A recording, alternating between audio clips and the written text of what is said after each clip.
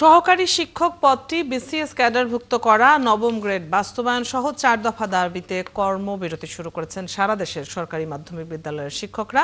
এতে সারা দেশের মাধ্যমিক বিদ্যালয়গুলোতে চলমান বার্ষিক পরীক্ষা স্থগিত রয়েছে। ক্ষুব্ধ হয়েছেন অভিভাবকরা এবং শিক্ষার্থীরা।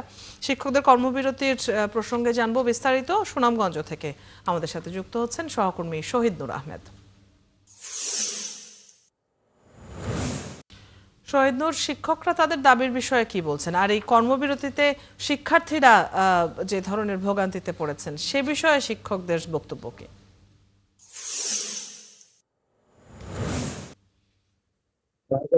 ধন্যবাদ আপনাকে। দেখুন, আমি এই মুহূর্তে আছি সুনামগঞ্জ সরকারি যুবলী উচ্চ বিদ্যালয়ে এবং আপনি দেখতে পাচ্ছেন আমার পেছনে শিক্ষার্থীরা আসলে তারা অপেক্ষমান রয়েছেন। এখনো ডে শিফটের যাত্রীরা আছে, তারা ভাবছেন কি, তারা অপেক্ষায় আছেন যে আসলে পরীক্ষা হবে কিনা, হচ্ছে কিনা। আমরা সকালের খবর যদি আপনাদেরকে জানাই, সকালের যে শিফট ছিল সেখানে সরকারি যুবলী উচ্চ বিদ্যালয়ে অনেক শিক্ষার্থী তারা ফিরে গিয়েছে, তারা পরীক্ষা দিতে পারেনি।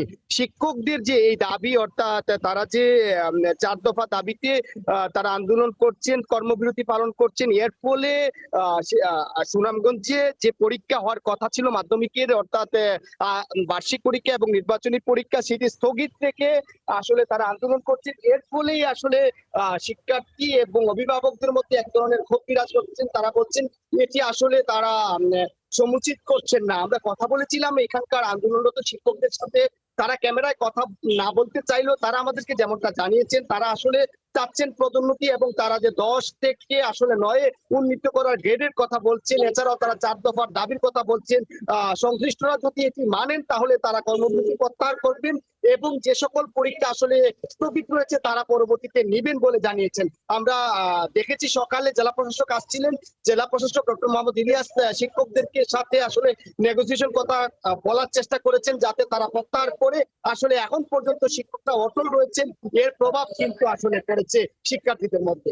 অনেক ধন্যবাদ শহীদ নূর, আপনার মাধ্যমে আমরা জেনে নিচ্ছিলাম সুনামগঞ্জের পরিস্থিতি। দর্শক, শিক্ষকদের কর্মবিরতির খবর জানছিলাম সুনামগঞ্জ থেকে।